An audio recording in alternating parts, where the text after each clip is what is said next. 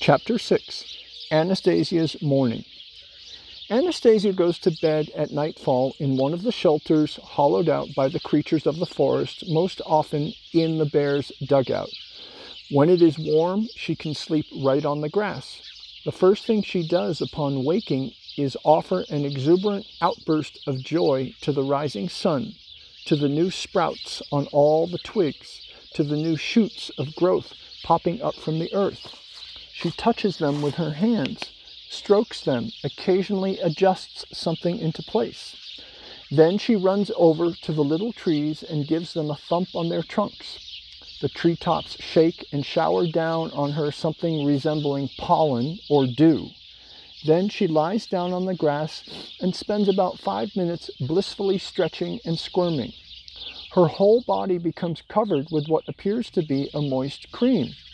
Then she takes a run and jumps into her little lake, splashes about and dives down. She's a terrific diver. Her relationship with the animal world around her is very much like people's relationships with their household pets. Many of them watch Anastasia as she does her morning routine. They don't approach her, but all she has to do is look in the direction of one of them and make the tiniest beckoning gesture, and the lucky ones jump up on the spot and rushes to her feet. I saw how one morning she clowned around playing with a she-wolf just as one might play with the family dog. Anastasia clapped the wolf on the shoulder and dashed off at full tilt. The wolf gave chase, and just as she was about to catch up with her, Anastasia, still on the run, suddenly jumped in the air and repelled herself with both feet off the trunk of a tree and dashed off in another direction. The wolf couldn't stop, but kept running past the tree, finally making an about turn and chasing after the laughing Anastasia. Anastasia gives absolutely no thought to feeding or clothing herself. She often walks about nude or semi-nude.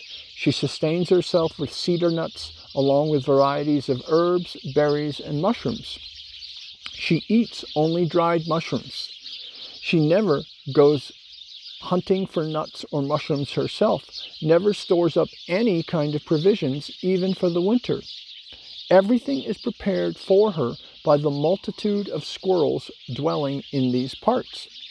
Squirrels storing up nuts for the winter is nothing out of the ordinary. That's what they do everywhere, following their natural instincts. I was struck by something else, though. At the snap of Anastasia's fingers, any squirrels nearby would compete to be the first to jump onto her outstretched hand and give her the kernel of an already shelled cedar nut. And whenever Anastasia slaps her leg, bent at the knee, the squirrels make some sort of sound as if signaling the others, and they all start bringing dried mushrooms and other supplies and piling them up before her on the grass. And this they do, it seemed to me, with a good deal of pleasure. I thought she had trained them herself, but Anastasia told me that their actions were, so to speak, instinctive, and that the mother squirrel herself teaches this to her little ones by example. Perhaps one of my early forebears once trained them, but most likely this is simply what they are destined to do. By the time winter has set in, each squirrel has stored up several times as many supplies as it can use for itself. To my question, how do you keep from freezing during the winter without proper clothing? Anastasia replied with a question of her own. In your world, are there no examples of people able to withstand the cold with without any kind of clothing? And I remembered the book by Porfiry Ivanov, who went around barefoot and wearing only shorts no matter how cold the weather. It tells in the book how fascists, wanting to test the endurance abilities of this extraordinary Russian, poured cold water over him in a -20-degree frost and then made him ride naked in a motorcycle sidecar. In her early childhood, in addition to her mother's milk, Anastasia was able to draw upon the milk of many different animals. They freely allowed her access to their nipples. She makes absolutely no ritual of mealtime, never sits down just to eat, but picks berries and sprouts of plants as she walks and continues on with her activities. By the end of my 3-day stay with her, I could no longer relate to her as I had done at our first encounter. After all I had seen and heard, Anastasia had been transformed for me into some kind of being, but not a beast, since she has such a high degree of intelligence. And then there's her memory.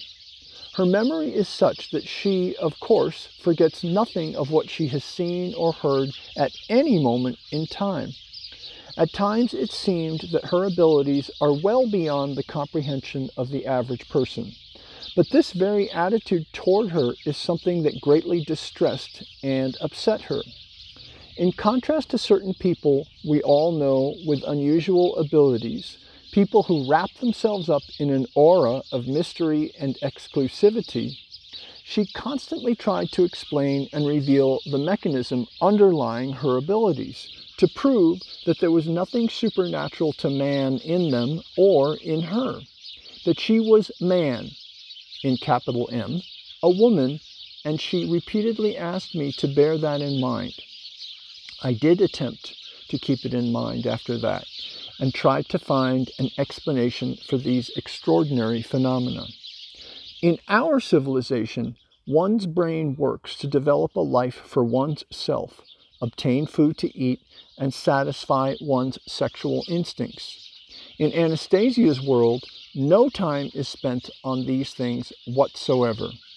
Even people who find themselves in a situation like the Lyukov family are obliged to constantly give thought on how to feed and shelter themselves. They don't get help from nature to the same extent as does Anastasia. There are all sorts of tribes living far from civilization that are not blessed with this kind of contact. According to Anastasia, it is because their thoughts are not pure enough. Nature and the animal world feel this.